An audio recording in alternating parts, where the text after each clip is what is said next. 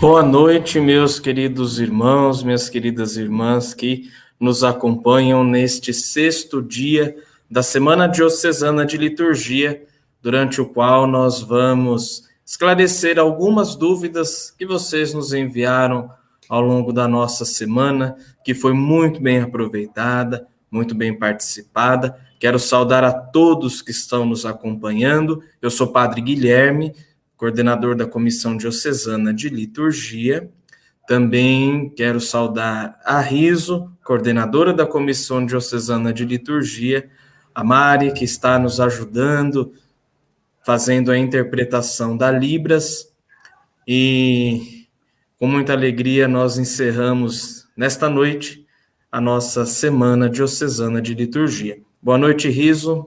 Boa noite, Padre. Boa noite a todos que estão participando desta semana de liturgia, que hoje encerra-se, né, tirando as dúvidas, e a gente agradece a todos que colaboraram, né, contribuindo, então enviando as perguntas para a gente poder esclarecer hoje. Todos sejam muito bem-vindos e muito obrigada pela participação. E antes de continuarmos, nada melhor que nos colocarmos diante do Senhor, Ele que nos fala por meio de sua palavra, que ilumina os nossos passos, que é a fonte para todo o nosso agir eclesial. Em nome do Pai, e do Filho, e do Espírito Santo. Amém. O Senhor esteja conosco neste momento, envie sobre nós o seu Espírito com seus dons, para que possamos, em meio às diversidades das vocações, dos ministérios e dos carismas, proclamar, viver, testemunhar a unidade em torno da mesa da palavra, da mesa da Eucaristia, vividas aí pela liturgia. Vamos ouvir o evangelho de hoje, segundo Mateus, capítulo 13, versículos de 36 a 43. Naquele tempo, Jesus deixou as multidões e foi para casa.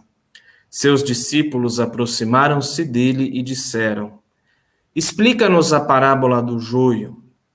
Jesus respondeu: Aquele que semeia boa semente é o Filho do Homem. O campo é o mundo. A boa semente são os que pertencem ao reino. O joio são os que pertencem ao maligno. O inimigo que semeou o joio é o diabo. A colheita é o fim dos tempos. Os ceifeiros são os anjos. Como o joio é recolhido e queimado ao fogo, assim também acontecerá no fim dos tempos. O Filho do Homem enviará os seus anjos e eles retirarão do seu reino todos os que fazem outros pecar e os que praticam o mal. E depois os lançarão na fornalha de fogo. Ali haverá choro e ranger de dentes. Então os justos brilharão como o sol no reino de seu Pai. Quem tem ouvidos, ouça. Palavra da salvação. Glória a vós, Senhor.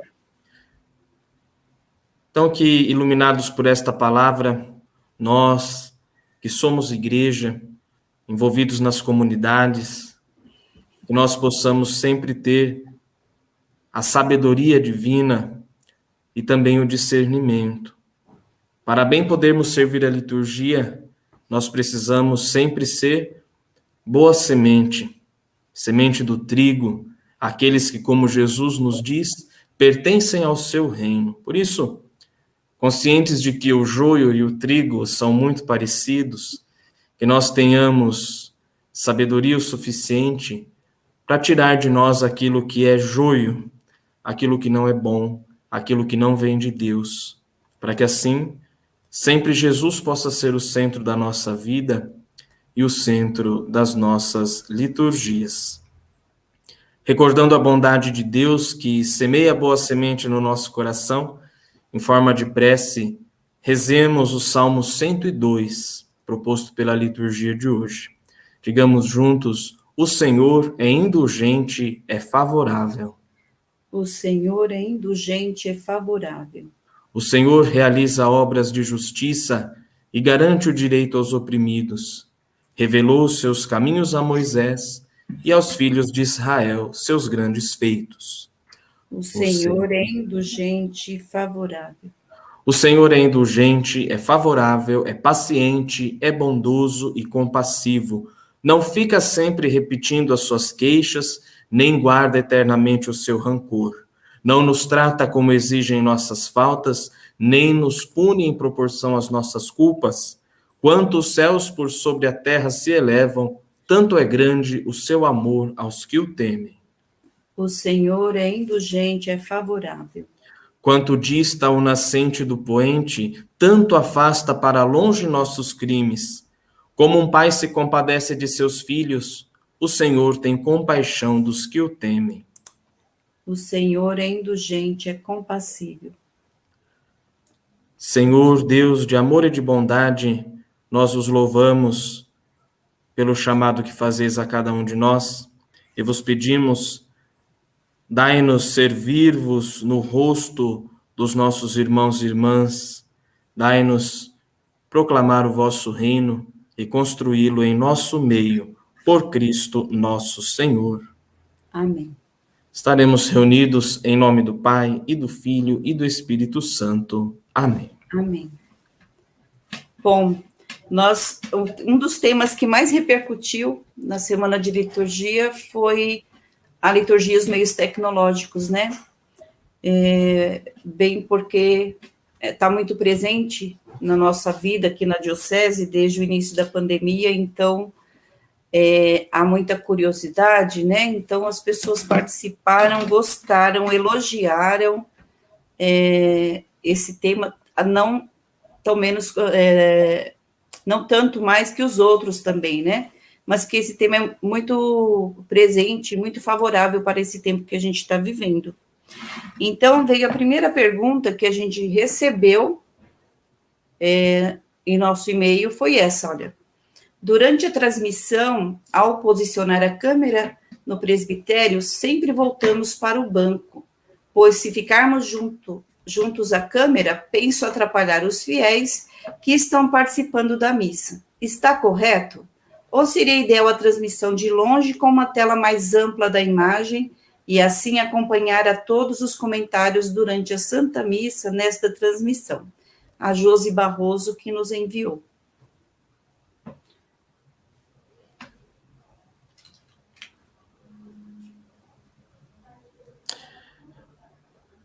Nessa questão,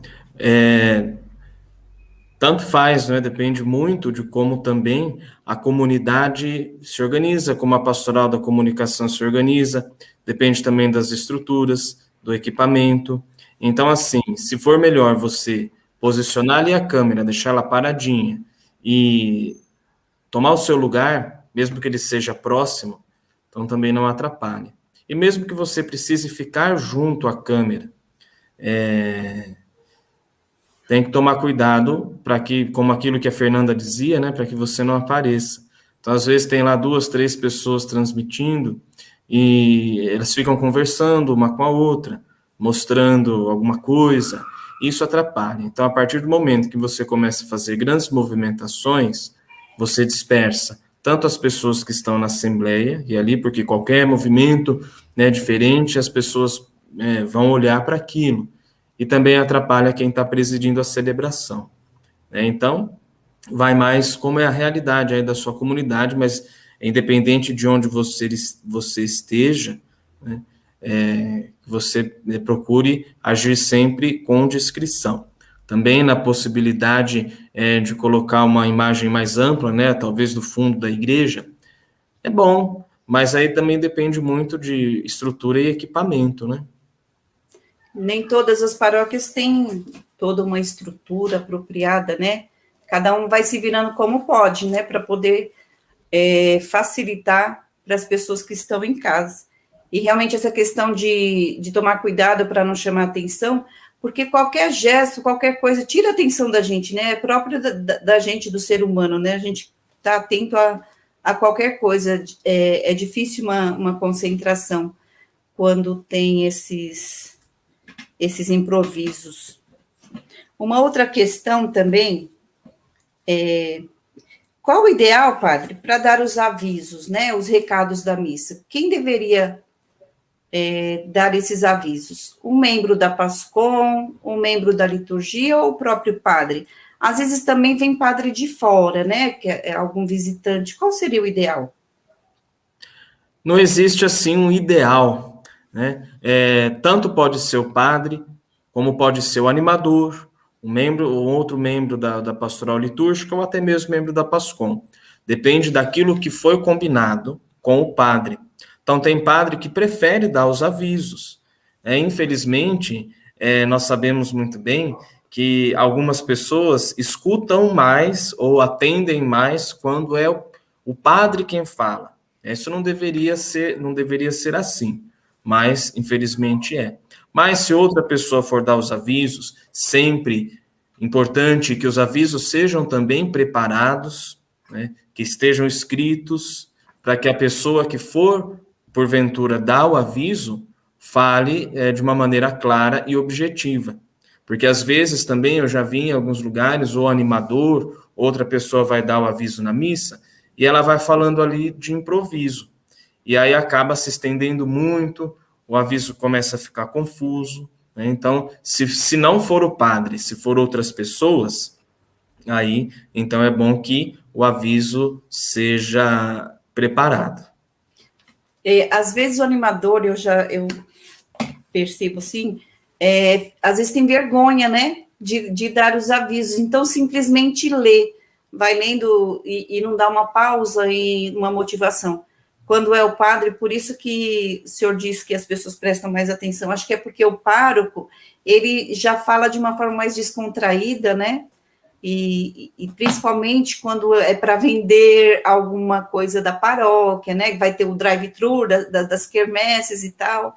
Tem padre que não se sente muita vontade, não.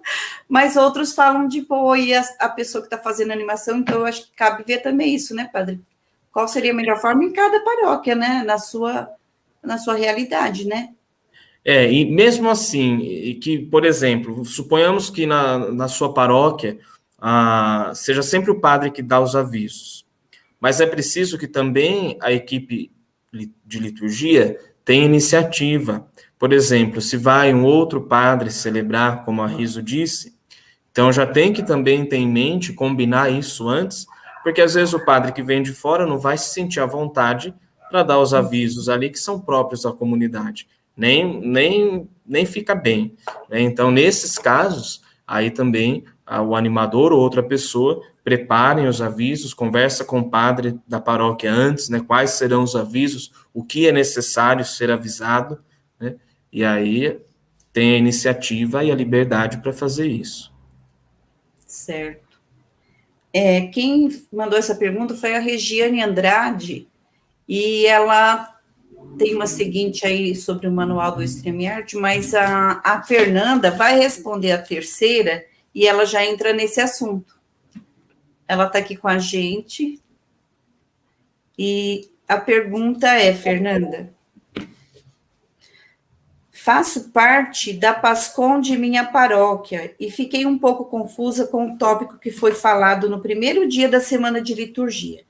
Eixos que a PASCOM deve atuar, através dos meios, nos meios, diante dos meios. Será que poderiam revisar este conteúdo? E olha, paroquiano do Padre Guilherme, viu? Olha aí. Ó, tá vendo, padre? Boa noite, pessoal, boa noite. Quando a gente fala dos eixos, que a gente fala através dos meios, é entender, por exemplo, quais são os meios que a gente tem. A gente tem os jornais, sites, blogs, só peço perdão pelo barulho de fundo, tá? As mídias sociais, programas de rádio, é utilizar estes meios para o anúncio do evangelho, tá? Então, através dos meios, a gente vai anunciar a boa nova. Quando eu falo nos meios, indica o quê? Peraí, só um minuto, gente. O marido tá viajando, eu tô só eu e os 3 em casa. Bom, quando eu falo nos meios, é através de formações para entender como que os meios de comunicação podem nos ajudar. Porque, às vezes, o que falta muito dentro das pastorais, principalmente na PASCOM, a gente é atrás do quê? De formação. Então, entender como os meios de comunicação podem nos ajudar. utilizar os meios para anunciar, nos meios é realização de formações para entender essas ferramentas, e diante dos meios é a nossa reflexão sobre eles, sobre o despertar, né, nesses nossos agentes de pastoral, uma consciência crítica, né, para saber que diante dessa cultura que a gente tem das mídias sociais, que a gente precisa discernir o que realmente contribui para a construção do reino de Deus. Nem todos os meios que existem, às vezes dentro da minha paróquia, é o ideal para eu comunicar. Então, eu preciso discernir sobre isso. Então, para discernir, eu preciso conhecer quais são esses meios, me formar, buscar formações sobre os meios de comunicação, para que diante deles eu conheça e utilize eles para a construção do reino de Deus. Não sei se eu fui clara. Certo. E quanto ao manual, Fernanda? O manual, na semana de comunicação que nós realizamos em maio, eu fiz uma formação sobre transmissão online. E aí a gente tem o link da semana e a gente vai disponibilizar aqui nos comentários para vocês. Lá, mais para o final, eu explico como se utiliza o StreamYard, compartilha a tela, como funciona, tá? E aí vocês podem utilizar. Caso vocês tenham mais alguma dúvida sobre ele, podem mandar mensagem para a gente, que a gente ajuda. Ou então, converse com a gente da PASCOM aí da paróquia, que ele está no nosso grupo da região, e tem o meu contato também, a gente pode estar auxiliando nessa parte. Ok, muito obrigada. Obrigado, Fernanda, né? Obrigado, né, a todos que estão nos enviando as perguntas. Vamos lá para a próxima questão. Vamos lá. A próxima, quem enviou foi o Leonardo, da paróquia Nossa Senhora das Graças, de Diadema. Ele diz o seguinte: pode-se usar um prefácio próprio de uma oração eucarística e pular para outra oração eucarística? Ou seja, oração eucarística 6b usa o prefácio, mas reza-se outra oração eucarística, por exemplo, a 2? Não pode. Não pode. Nós temos aí 11 orações eucarísticas. Algumas delas têm prefácio próprio, outras não têm. Essas que não têm, então, nós usamos quando aquela liturgia do dia pede um prefácio próprio. Então, nós temos os prefácios do Advento, do Natal, da Quaresma, do Tempo Comum, da Páscoa, dos santos, dos religiosos, dos mártires, dos apóstolos. Então, nesses dias, nós temos que usar esses prefácios e, portanto, usar as orações eucarísticas que não têm prefácio. Quais são? 1 e 3. A 2 tem também um prefácio, mas ele pode ser substituído por qualquer outro prefácio. É o único caso em que a gente tem uma oração eucarística com prefácio e que esse prefácio pode ser substituído por outro nessa oração.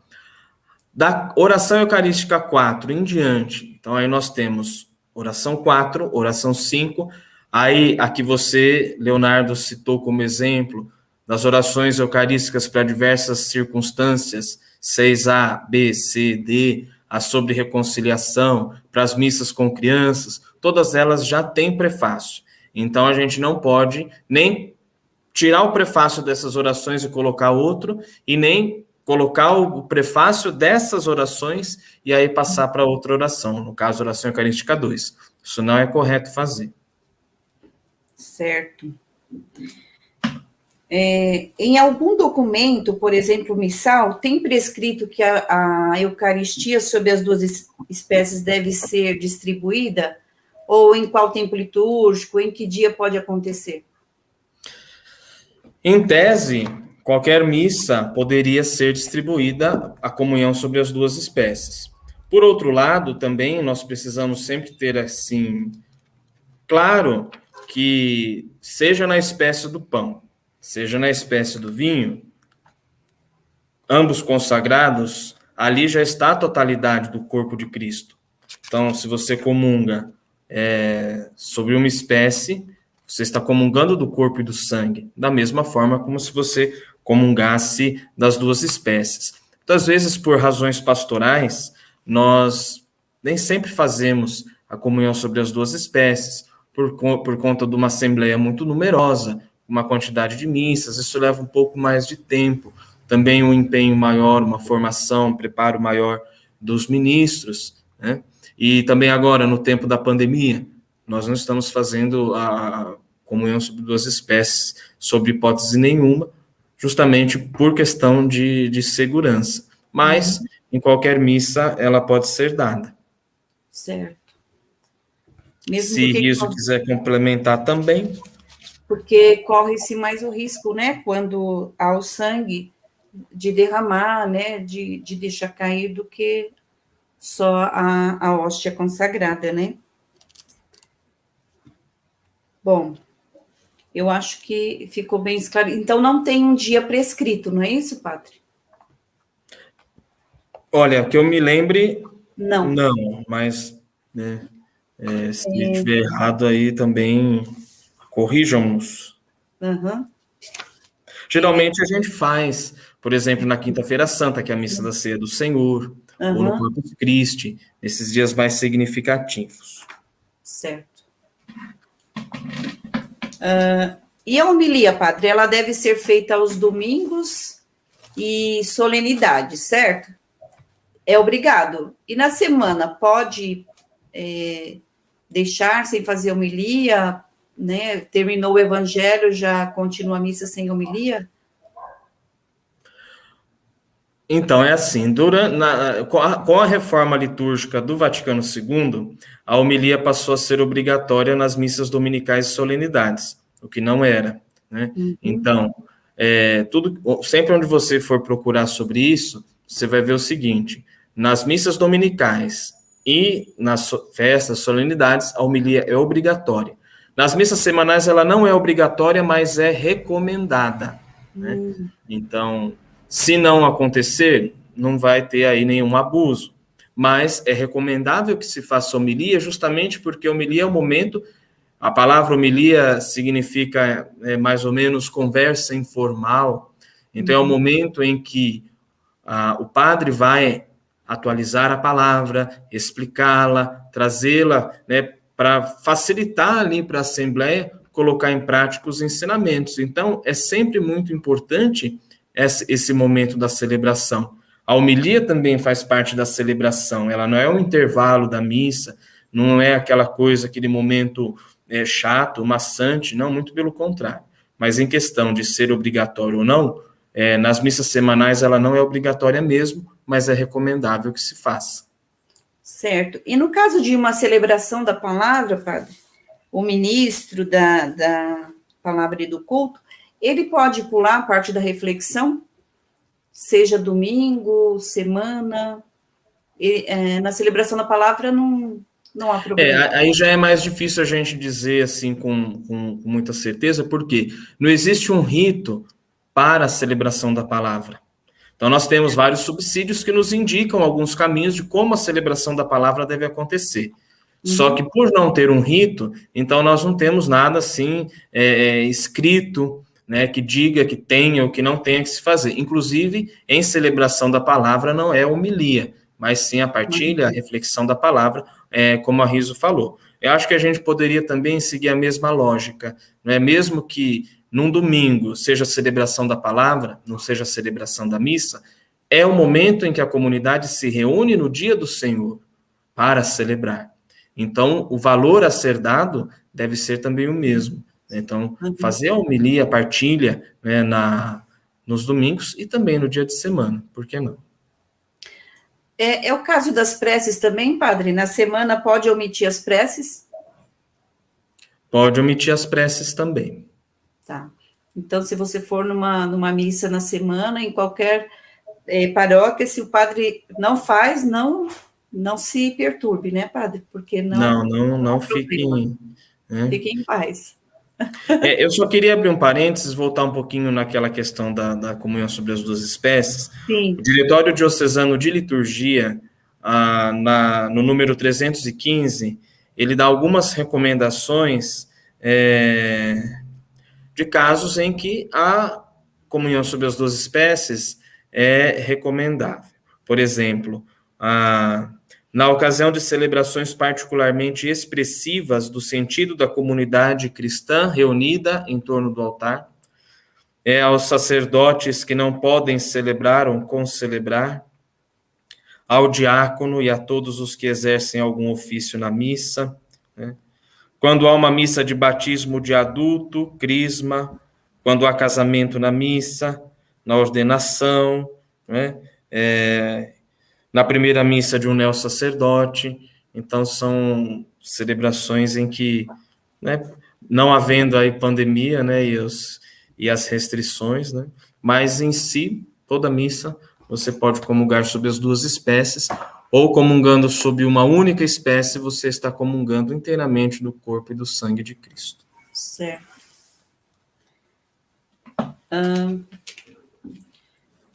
Aqui vem mais assim um desabafo, apareceu o nome dele, mas não tem paróquia e tal. Ele diz assim: por que não há um consenso entre os padres sobre a liturgia? Ou seja, uns seguem à risca o missal romano e outros não. E aí ele fica preocupado, porque ele faz parte da liturgia, né, da coordenação, ajuda na coordenação dos músicos, e ele tenta fazer o seu trabalho corretamente, mas diz que parece que o padre não liga muito, né, com certas músicas que massacram a liturgia. E aí ele diz, como proceder? Por que não há esse consenso? Olha, é difícil saber por que não há esse consenso, deveria ter, porque o nosso missal romano é tão simples, tão profundo e simples, as rubricas, as instruções são todas muito claras, né? A liturgia é bela por si só, sem precisar de ser colocadas coisas que não fazem parte, mas é complicado dizer porque nós, padres, muitas vezes não temos. Por isso que é importante também o discernimento. Aí nós vimos aí o joio e o trigo, muitas vezes também nós, padres, da mesma forma que também agentes de pastoral, muitas vezes nós queremos colocar aquilo que para nós é bonito, ou para nós que gosta, e não colocar o que não gosta, e não é isso, né? Nós, cada um de nós, seja padre, seja leigo, quem quer que seja, nenhum de nós somos medida para a liturgia. Então, a liturgia não se serve da gente, nós que estamos a serviço da liturgia. Agora, no seu caso, eu te oriento, e para todos que passam também por problemas nesse sentido, primeiro, perseverança, né? Então, independente de qualquer coisa, encontrando ou não resistência, é preciso que você seja perseverante, que continue se formando, continue se aprofundando, continue aprendendo, porque isso ninguém vai tirar de você. Podem ali executar de uma maneira que não é a correta, mas você sabe o que é correto, você sabe o que é certo e você se esforça para fazê-lo e para colocá-lo em prática. Então, Deus sabe disso, né, e você também sabe. Então, é importante a gente sempre caminhar tendo consciência daquilo que é certo. Por isso que nós damos formação, por isso que nós orientamos, por isso que nós temos um diretório diocesano, por isso que nós temos um folheto litúrgico, tudo isso para ajudar. E assim, evitar problemas, né, evitar briga, discussões, mas vai conversando com o padre, né, vai mostrando aos poucos para ele, vai dialogando, né. Também nós, padres, precisamos sempre aprender, sempre melhorar. É isso mesmo. E como ele diz, olha, já falei algumas outras vezes com o padre, né? Mas continue tentando dialogar e não desista, né, padre? Não saia da pastoral se você está dando a sua contribuição, se você está ajudando, e como o padre Guilherme disse, você sabe o que é o correto, né? Então, não desista, a gente tem sempre que perseverar. Tá vindo uma perguntinha aqui no comentário sobre o Salmo. Como nós temos um músico aí, qual é o correto, cantar ou fazer o Salmo? Em cima do altar, no ambão ou fazer no coral? Em cima do altar, fora de cogitação, de jeito nenhum. O altar é a mesa, né? Então, subir em cima do altar, isso é algo que a gente nem cogita. As instruções, né, as rubricas, tudo indica assim, o Salmo deve ser cantado da mesa da palavra, por fazer parte da liturgia da palavra, ou de outro lugar conveniente.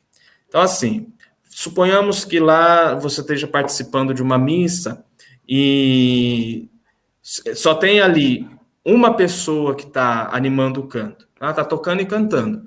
Então, não tem como ela deixar o instrumento dela lá no lugar do canto e ir lá no ambão.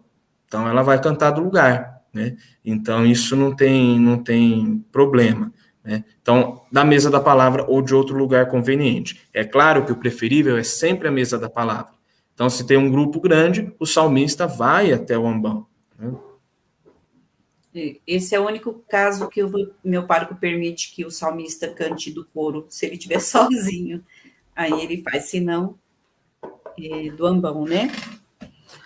Também tinha vindo uma outra perguntinha que eu achei interessante sobre, é correto a coordenadora, eu perdi ela aqui. Eu anotei aqui, padre.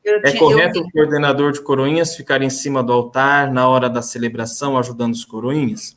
Isso. Olha, em liturgia, eu aprendi assim com o meu querido padre Joel, que foi meu professor de liturgia e mestre aí por um bom tempo, que em liturgia a gente não pergunta muito, a pergunta que se deve fazer não é correto, não é correto, pode, não pode, mas a pergunta que se deve fazer é qual o sentido?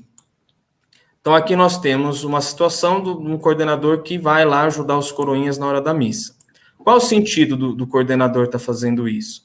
Às vezes pode ser que o padre combinou isso com a pessoa para que ela ajude. Por exemplo, uma vez eu fiz pastoral numa paróquia que nós instituímos alguns coroinhas, muito criancinhas, assim, 4 anos, 5 anos de idade, eles eram muito novinhos.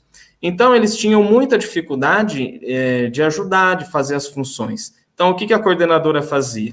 Ela, por um tempo, ela participou de todas as missas e, na hora do ofertório, por exemplo, ela ia até lá para ajudar aquelas crianças, até o momento em que eles se sentiram seguros. Aí ela não precisou ir mais. Então, às vezes, na sua paróquia, aí, o padre pode ter combinado com a coordenadora dos coroinhas para que ela ajudasse nesse sentido, porque coordenador não serve só para fazer escala. O coordenador tem que acompanhar, tem que estar presente, tem que buscar ali solucionar eventuais dificuldades.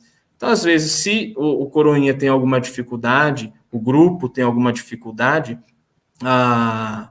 é permitido que alguém ajude até o momento em que eles se sintam seguros para fazer aquilo sozinho. Geralmente, como os coroinhas são crianças, se forem crianças muito novinhas, ou em algum outro caso, né, eu não vejo problema. Então, o sentido é esse da ajuda. Claro que não é uma coisa que deva ficar aí a vida inteira, porque muita gente dá problema, né, fica dispersa, mas se há essa necessidade, eu não vejo problema.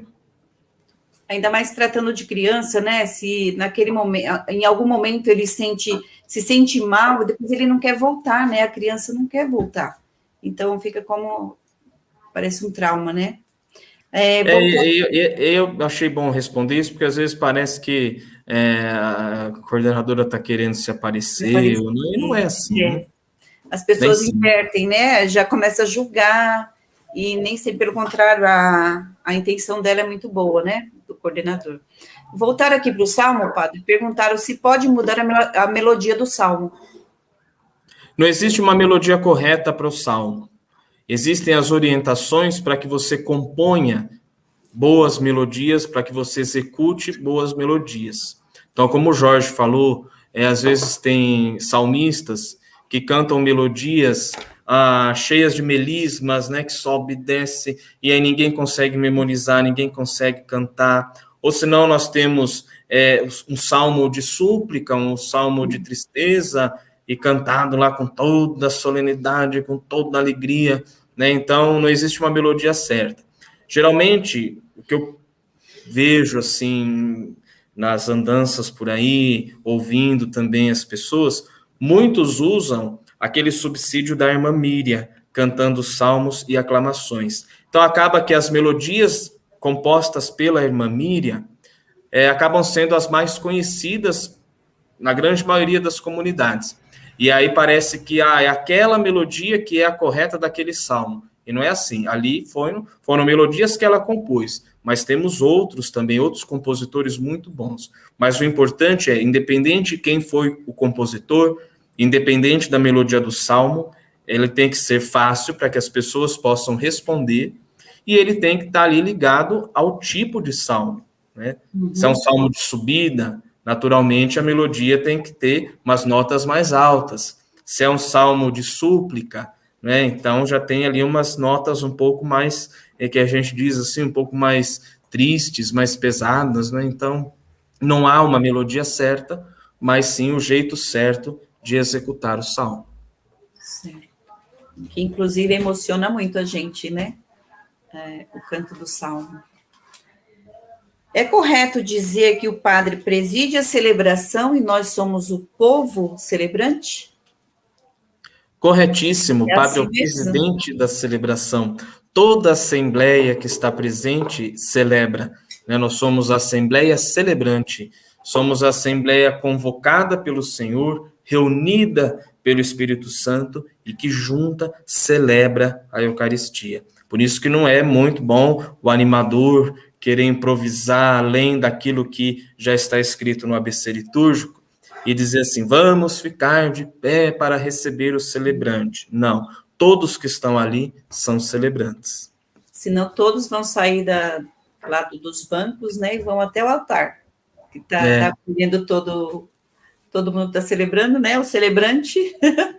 Tá certo, olha, respondido, Vera Lúcia. E a Vanessa Gonçalves, ela pergunta assim, qual a diferença entre o lecionário da editora Paulus e da editora Cleofas, já que o mais utilizado é o da Paulus? Tem diferença? Olha, particularmente, eu não conheço o da Cleofas, eu conheço o da Paulus e o da Loyola. Então, eu acho que nós usamos mais, não querendo fazer propaganda, merchandising, mas nós usamos mais o da Paulus, porque nós temos a livraria Paulus em Santo André, todo mundo tem o acesso mais fácil para a gente adquirir este lecionário. Mas, independente da editora, o lecionário é o mesmo, o conteúdo deles é o mesmo. As leituras, o salmo, tudo igual. Só muda mesmo a edição, às vezes o design do lecionário e tudo mais, mas não existe diferença. Eu nunca vi esse da Cleofas.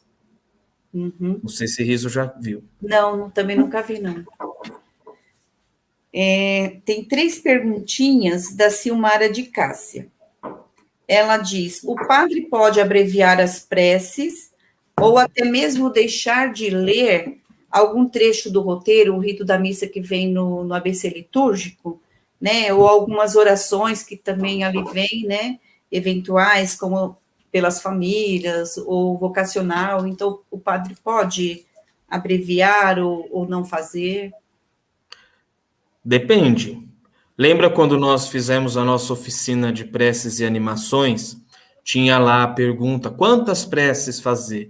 Pode fazer 3, pode fazer 4, pode fazer 5, pode fazer 20, né? Mas não fica legal, fica muito prolongado, né? Tem que ser objetivo. Então, no caso de prece, ele pode abreviar. Às vezes, por exemplo, nós estamos no ano da família, e aí nós recebemos uma demanda de colocar a oração lá do ano da família, a oração composta pelo Papa, no final das preces. A gente acabou tirando porque nem todo mundo está com o folheto na mão agora, e aí ficava difícil acompanhar. Então, às vezes, nesses casos, o padre pode não fazer oração, porque as pessoas não conseguem acompanhar. Ou tem lá 5, 6 preces, ele quer fazer 2, 3, pode. Ou alguma oração ali no final, nós tínhamos a oração do ano vocacional, ela não faz parte do rito da missa. Então, ela poderia, como não poderia ser feita. É claro que aí já entra uma questão de comunhão com a diocese. Estávamos rezando pelo ano vocacional. Então, nesses casos, pode. Agora, tirar hino de louvor, tirar a profissão de fé, cortar a oração eucarística, tudo que faz parte do rito da missa, isso não pode ser suprimido. Certo. Aqui, já foi dito, né, que foi perguntado já quem cabe a função de anunciar os avisos, mas ela complementa assim, Qual o melhor momento? No início ou no final da missa? Para os avisos. Aí também depende daquilo que foi combinado na comunidade. Há comunidades em que o aviso é dado no início, antes da acolhida, antes do início da celebração. Não está errado, né? O aviso não faz parte da missa. Ele não está no rito da missa. Lá no missal não está escrito assim, aviso, agora é o aviso. Não, são os momentos em que a gente acha mais oportuno. Então, ali entre a oração pós-comunhão e a bênção final, dá para colocar, mas também fazendo antes, não tem problema. Uhum. E o animador pode fazer alguma saudação à Assembleia, como Deus seja louvado, Salve Maria, com ou sem o consentimento do padre? É uma forma, o animador tem uma certa liberdade para iniciar o seu comentário e fazer a introdução? Diga aí, Riso. Olha, eu como animadora, eu não me sinto muito à vontade, não, para fazer essas saudações. Então, bom dia, boa tarde, boa noite, sejam bem-vindos, né? Sintam-se acolhidos, e aí eu vou, então, já para o comentário. Mas eu não me sinto à vontade para fazer essas saudações. E também, assim, às vezes é bom, né, não que tenha que se fazer isso, mas às vezes é bom que a equipe de liturgia, junto ao padre, estabeleça algum, digamos assim, um protocolo, né? Então, como que os animadores vão saudar? Porque senão cada um vai fazer do seu jeito. E aí você não tem assim né? Aí às vezes vai um lá que só lê o que está escrito, às vezes vai outro que reúne todas, Salve Maria, Pai Jesus, amor de Maria, não sei o quê, não sei o quê, não sei o quê. Então fica uma coisa muito desigual. Então, às vezes, vale a pena a equipe de liturgia junto ao padre combinar e deixar já uma coisa combinada. Aqui na paróquia a gente fez assim. Então, o animador diz, louvado seja nosso Senhor Jesus Cristo, a comunidade responde, ele fala bom dia, ou boa tarde, boa noite, lê as intenções e segue com a animação do folheto. Mas isso foi o que nós combinamos aqui, no caso da paróquia São Jorge. Aí cada lugar vai vendo o que é melhor. Mas se o padre achar que cada um pode saudar da maneira como achar boa ou como se sentir à vontade, também não há nada que impeça e não está errado. Uhum. Aqui na paróquia também Bom Jesus, a gente tem como se diz, um cabeçalho, né? Porque tem pessoas que não se sentem à vontade. Ai, como que eu vou falar? Então a gente deixa escrito, não para engessar, né? Tem que ser daquela forma. Mas é como o padre diz, é bom ter um esquema, alguma coisa assim, né? Próprio da paróquia para se fazer. Aqui está falando da sua paróquia.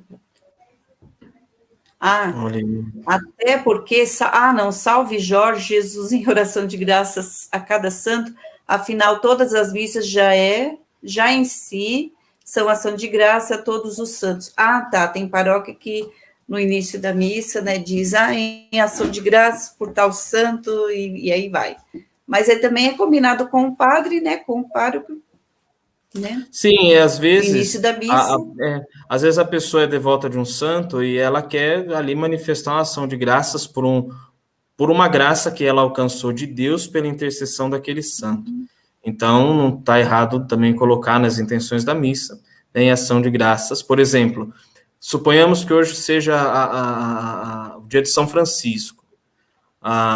Nós vamos celebrar a Eucaristia rendendo graças a Deus, e é também uma ação de graças por São Francisco, pelo exemplo dele, pela vida dele, pelo ensinamento. Então, é isso. E como foi mencionado aqui a nossa paróquia, nós dizemos sim, ação de graças. No nosso caso, nós dizemos ação de graças a São Jorge, Nossa Senhora Aparecida, e a São Francisco, porque são os padroeiros da paróquia, né, das comunidades. E também falamos de São José, porque estamos no ano de São José. Então, não tem problema quanto a isso. Passou aqui uma perguntinha bem interessante, o que é saltério? Né? É verdade. Às vezes, nos subsídios de liturgia diária, ou no Diretório Nacional de Liturgia, que deveria ser o livrinho de cabeceira de todo membro de pastoral litúrgica, aquele diretório da CNBB, sempre vem indicado ali, primeira semana do saltério, segunda, terceira, quarta. Primeiro, palavra saltério tem vários significados, mas entre eles é o conjunto dos salmos. Então, na Bíblia, nós temos 150 salmos. Eu poderia dizer que o nosso saltério tem 150 salmos, né?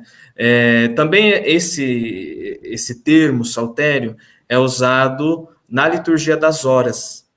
Então, nós temos, assim como no ano litúrgico, nós temos sexto domingo da Páscoa, 10º domingo do tempo comum, temos toda essa divisão. A liturgia das horas é dividida pelo saltério. Então, tem lá primeira semana, segunda semana, terceira e quarta. Então, dentro das 4 semanas do saltério, nós temos ali os salmos que são indicados pela liturgia das horas. Então, vem essas indicações para mostrar justamente em que semana do saltério, para rezar a liturgia das horas, nós estamos, na verdade. Bem interessante, né? Tem muita coisa que a gente não conhece, né, padre? Então, olha, vale a gente estar esclarecendo as dúvidas do povo, né? Isso mesmo. Aqui diz assim, então, da Silmária foi respondido, Silmária da Paróquia Nossa Senhora das Graças de São Caetano. Na introdução, é correto dizer, podemos ficar de pé para nos acolher mutuamente, já que disse assim, então não vamos dizer, acolhamos a procissão de entrada e tal, e se disser, podemos ficar de pé para nos acolher mutuamente. É correto? Não. Olha, a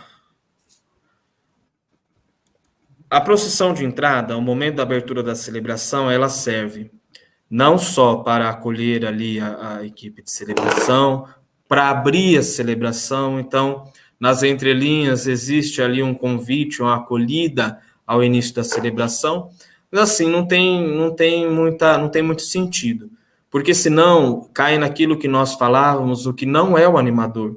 O animador não é um narrador, nem um professor, nem está brincando de mestre mandou. Então, se ele fala no início, vamos ficar de pé, podemos ficar de pé, isso é precedente para que depois, na hora das leituras, ele diga, vamos sentar, depois vamos levantar, vamos sentar. E não é isso. O sentar, o levantar, a hora de fazer, tudo isso faz parte da nossa identidade celebrativa. Você pode ir no mundo, em qualquer missa, qualquer lugar do mundo, você pode não estar entendendo a língua, mas você vai saber qual é a hora de levantar, qual é a hora de sentar, tudo mais. Não precisa ninguém ficar falando, porque faz parte da identidade. Então, assim, talvez não faz muito sentido, né? Então, iniciemos cantando. Na liturgia, o menos é mais, sempre. Tem uma perguntinha que surgiu ali, padre. Tem alguma indicação de duração da missa durante a semana? Em alguns lugares é 35 minutos e outros é 1 hora durante a semana. Não tem nenhuma indicação, claro. O bispo pode, como fez, né, por conta da pandemia, orientou que as missas não tivessem mais que 1 hora de duração, né, pela questão do tempo que ali está aquele pessoal reunido no mesmo lugar. Mas fora isso, não existe nada, tem que ter o bom senso, né? Às vezes a missa semanal é mais rápida mesmo, porque não tem hino de louvor, porque é uma leitura só, não tem profissão de fé, a homilia, por ser recomendada, às vezes não é tão longa, né? Então são vários fatores que contribuem para que, por exemplo, uma missa semanal seja mais curta. Ou, por exemplo, na Catedral do Carmo, nós tínhamos a missa ao meio-dia, e a orientação que nós recebíamos para presidir essa celebração é meia hora, justamente para respeitar o horário de almoço das pessoas que saíram lá do trabalho e vieram celebrar a missa. Então, são razões pastorais que levam a isso, é o estilo, é a realidade de cada comunidade. Não existe o certo nem o errado. Aí vai também de cada um. Cada comunidade, gente, tem a sua realidade. Então, às vezes, tem uma coisa que serve em uma comunidade que não necessariamente vai servir na outra, né? Então, não é porque uma coisa é num lugar que nas outras tem que ser, ou que não é, não funciona assim. Cada comunidade tem a sua realidade. Então, às vezes, uma missa semanal precisa ser mais curta, naquela comunidade, dentro daquela situação. Às vezes não, né? Então, mas assim, não existe orientação que diga o tempo da missa, né? Também depende do padre, né? Nem todos que estão presidindo são iguais, né? Um padre não é igual ao outro, nem precisa fazer da mesma forma que o outro faz, mais rápido ou, né, mais devagar. Então, tudo depende, né? Como o senhor disse, não tem um tempo limitado, né? Uma hora, não pode ser mais que isso. Você coloca tempo, as pessoas já ficam olhando para o relógio, né? Uma homilia, às vezes, se você também está concentrado ali, a homilia, às vezes, ela pode ser longa e você nem percebe, né? Que se alongou, porque você está prestando atenção, está concentrado naquilo que está sendo celebrado, né? Isso mesmo.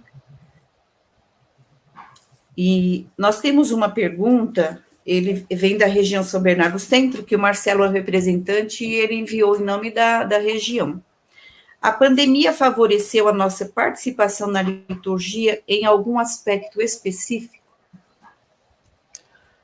Aí é uma pergunta que cada um tem que buscar a resposta, e eu aproveito também para dizer, né, aquela demanda que o Dom Pedro colocou para nós, né, no início, para a gente formar em um grupo de trabalho que pense a liturgia, né, e ver o que ajudou, o que não ajudou, o que nós aprendemos agora e que vai permanecer, o que vai voltar, o que não vai. Então, assim, eu penso que favoreceu, pelo menos deveria ter favorecido, a nossa valorização, porque por muito tempo nós ficamos com as igrejas fechadas, o padre ali presidindo a Eucaristia, na presença de 1, 2, 3 pessoas, ou às vezes sozinho, sem poder ver o seu povo, sem poder olhar nos olhos do seu povo, e isso é muito importante, né? Então, para nós padres, nós precisamos ver o nosso rebanho,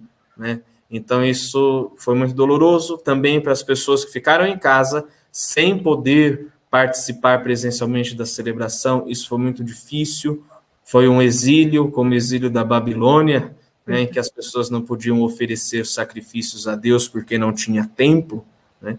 Então, eu acho que favoreceu a nossa se não favoreceu ainda, que ainda favoreça, que ainda desperte a nossa valorização na liturgia, a valorização, a liturgia, né, valorizá-la mais, né, e outra coisa, com essa questão de restrições e restrição de tempo, algumas coisas foram abreviadas, talvez ajude para que a gente valorize o que é o essencial na liturgia. Então, às vezes, a gente quer colocar tantos penduricalhos e acaba que o centro da liturgia acaba ficando meio de lado, né? Isso não pode acontecer. Então, a gente valorizar aquilo que faz parte, né? Então, é muito mais bonito quando entra alguém dançando com a Bíblia na missa. É bonito, mas não faz parte. É muito melhor você ter leitores preparados que proclamem bem a palavra, que todas as pessoas possam entender, do que você colocar algo a mais que não faz parte e não faz sentido nenhum dentro da missa. Então, ao meu ver, e eu peço que a Riso também complemente esse pensamento, a pandemia favoreceu a cada um de nós valorizar mais a liturgia, né? Que não seja uma obrigação, que não seja um peso, e também a valorizar mais aquilo que faz parte da liturgia, aquilo que é o essencial. Eu acho que vai favorecer bastante o amadurecimento, né? A gente amadureceu muito nessa questão da valorização, viu, padre? Porque faz falta. E mesmo a gente que podia estar, né? As missas que eram transmitidas, mas que tinha alguém da Pascom ou da liturgia, então a gente estava lá presente, mas a gente também sentia falta, né, de celebrar junto com a nossa comunidade.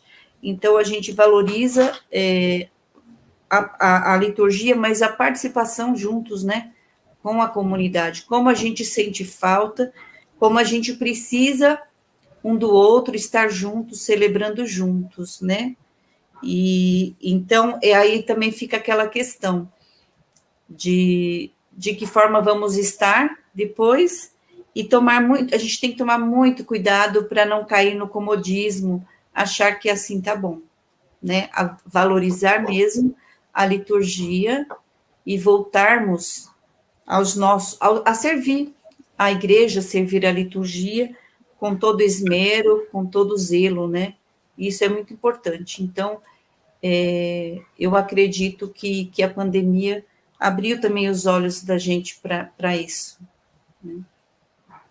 Nós precisamos sempre lembrar que liturgia é serviço. E todos nós que nos colocamos a serviço da liturgia, nos colocamos a serviço. Então é muito triste quando a gente vê que a pessoa está lá, ela quer aparecer. Ou a outra está lá, ela está criticando o outro que está se comprometendo, que está fazendo, que está lá à frente, está com ciúme. Então, tudo isso é muito triste. Então, a gente espera que esse episódio tão doloroso que nós estamos vivendo, que não gostaríamos de estar passando por isso, mas que sirva para alguma coisa, que a gente aprenda de fato. Né? É verdade.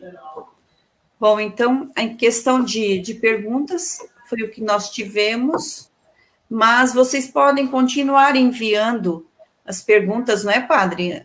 As dúvidas para o nosso e-mail, e aí a gente responde por e-mail mesmo, né? Isso, pode continuar enviando, qualquer ajuda, sugestões para a semana de liturgia do ano que vem.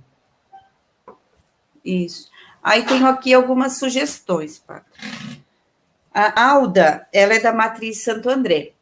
Ela escreveu assim, ó: em primeiro lugar, quero parabenizar a todos pela semana de liturgia deste ano. Foi uma semana abençoada e de muito aprendizado. Gostaria também de deixar uma sugestão de palestra para o ano que vem. A missa parte por parte. Acho um tema bem interessante para aqueles que estão iniciando na pastoral litúrgica. E isso é bem verdade, né, padre? A gente fala assim, nossa, mas nós já estamos fazendo a semana de liturgia há mais de 10 anos. E, de novo, esse tema, mas graças a Deus, a cada ano nós temos pessoas novas, né, na pastoral litúrgica, e que também têm o direito, têm o desejo de ter conhecimentos, né, como os que já estão. Com certeza. E assim, mesmo para quem já está aí há muito tempo na caminhada, é sempre bom. Esse é um tema muito bom. Eu já li vários livros, vários autores que falam sobre a missa parte por parte, e aí cada um ressalta um algo que a gente nunca tenha percebido.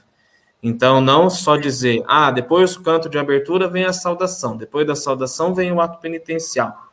Não só nisso, mas a gente buscar também entender, por exemplo, qual o significado da saudação inicial, quando o padre diz, o Senhor esteja convosco, o que ele está querendo dizer ali? O que é o ato penitencial? Perdoa pecado, não perdoa? O que é isso? Né? O que é o hino de louvor? Então, é sempre bom nós revisitarmos a parte por parte da missa, justamente para a gente se aprofundar nisso. Verdade. É uma verdadeira catequese, né? A missa parte por parte é muito interessante. E a gente agradece a sugestão da Alda, também veio uma sugestão de liturgia das horas, mas não tinha indicação. Mas é um tema bom também, que muitas pessoas não conhecem, né, padre? Já veio a Marluce perguntou do saltério, então aí, falar um pouco mais sobre a liturgia das horas, que é a oração oficial da igreja, então não só os padres e os religiosos deveriam rezar, mas todo o povo deveria rezar, né, a liturgia das horas, uma oração riquíssima. Então você está lá rezando as laudes, naquele dia você pode estar ali sozinho, e é muito interessante que a celebração da liturgia das horas é sempre uma celebração comunitária. Eu posso estar aqui na capela da minha casa, rezando a liturgia das horas, mas eu posso estar sozinho, mas eu estarei rezando em comunhão com toda a igreja. Né? Ela sempre vai ser uma oração comunitária. E para a gente não esperar assim até o ano que vem, fica a indicação, vá na Paulus ou nas livrarias católicas, procure lá, existe liturgia diária das horas. Ela é como se fosse um subsídio da liturgia diária, mas com a liturgia das horas. E ele é muito facinho de você entender ali como que funciona, é tudo muito bem explicadinho, as partes da celebração, mas vale a pena, você vai gostar e você vai com certeza colher os frutos dessa oração. Mas é um tema ótimo para a gente abordar no que vem também. Verdade. Continue enviando sugestões para nós. E para encerrar, padre, a gente hoje recebemos um e-mail de uma paroquiana sua. Ela chama Alessandra. Então, ela agradece toda a comissão, todos os responsáveis pela Semana de Liturgia que fizemos acontecer e parabeniza porque diz que foi muito bom. E sugere que para o próximo ano, em vez de semana de liturgia, do jeito que foi boa essa semana, pode ser o mês da liturgia. Nossa Senhora, seria bom, mas eu ainda quero ficar um pouco mais de tempo com os meus cabelos, com aquilo que está restando deles, né? Mas assim, olha, a gente fica muito feliz, não só por ser um comentário de uma paroquiana aqui, inclusive me aproveito para agradecer aí a participação, mas aproveito para agradecer a todos que nos ajudam, né? A Riso, que nós caminhamos juntos, né, e ela ajuda muito, muito mesmo, e todos os que fazem parte, né, todos os palestrantes, pessoal da Libres, todo mundo que faz a Semana de Liturgia acontecer, Pascom, né, então seria bom, né, se nós tivéssemos aí todos os dias um pouquinho de liturgia para se aprofundar, né, mas agradeço. Muito bom mesmo, a gente fica muito feliz com esse retorno, né, e de ver que as pessoas estão buscando mesmo colocar isso em prática. Isso mesmo. É muito trabalhoso a gente organizar a semana de liturgia. Principalmente quando é presencial. Presencial, então, mais trabalhoso ainda, só que assim, graças a Deus, presencial a gente tem também os nossos representantes regionais, que aí trabalham bastante, complicado, porque os palestrantes têm que rodar toda a diocese, então é um trabalho, é trabalhoso mesmo a Semana de Liturgia, mas é muito prazeroso, é muito gostoso, porque o retorno das pessoas, né, é muito gratificante isso, ver que todos participam, gostam, né, e agora estão contribuindo com as sugestões. A gente, então, quer ouvir. Até agora a gente foi sugerindo temas, né, a gente foi trazendo os temas, mas é importante também a gente ouvir vocês e saber o que vocês gostariam de conhecer melhor na liturgia. A gente quer saber a sua necessidade, né? Assim, e vocês têm aí o nosso e-mail, tem a presença dos representantes regionais, que são os articuladores, né? São o contato entre as paróquias e nós, né, que estamos aí à frente. Então, assim, vamos usar os meios que nós temos para aprender mais, para conversar e para nos ajudar, sempre. Isso mesmo. Então, a gente agradece mais uma vez os palestrantes, né, padre? Isso mesmo. Obrigado a todos que disseram seu sim, assim, de uma maneira muito, muito verdadeira, muito disponível, né? A gente não precisou ficar insistindo, né? Todo mundo gosta de colaborar, isso é muito bom. Com alegria, aceitaram com alegria, né? Vou só olhar a agenda, pronto, tinha espaço na agenda, já disse sim, né? Isso é muito bom. O setor inclusão também, né? Pena que o ano passado a gente não se atentou a isso, né? Mas aí nunca é tarde, graças a Deus. E então, muito obrigada, Mariana, né? E a todos, né? Na pessoa da Mariana, a gente agradece a todos que contribuíram com os de Libras aqui para a gente. Isso aí. Então vamos encerrar de vez a nossa Semana Diocesana de Liturgia, que foi aí estendida, né? Mas foi muito bom mesmo estar com cada um. Não tenho palavras para agradecer a todos que participaram e também, mais uma vez, a todos que fazem parte da Comissão Diocesana de Liturgia. Vocês não fazem ideia, mas é muita gente, são muitas equipes, muitas frentes, né, muitas áreas, e a gente aí tá todo mundo junto, caminhando junto, né, isso é muito bom. Então, muito obrigado mesmo, né, agradeço a Deus pela oportunidade de também poder estar nesse momento caminhando com a liturgia. Riso, muito obrigado, né? Mari, nossa intérprete, muito obrigado também. E vamos pedir ao Senhor que abençoe a cada um de nós nesta noite. O Senhor esteja convosco. Ele está no meio de nós. A bênção de Deus Todo-Poderoso, Pai e Filho e Espírito Santo desça sobre vós e permaneça para sempre. Amém. Uma boa noite a todos, um forte abraço e até a próxima, Boa se Deus noite, quiser. até a próxima.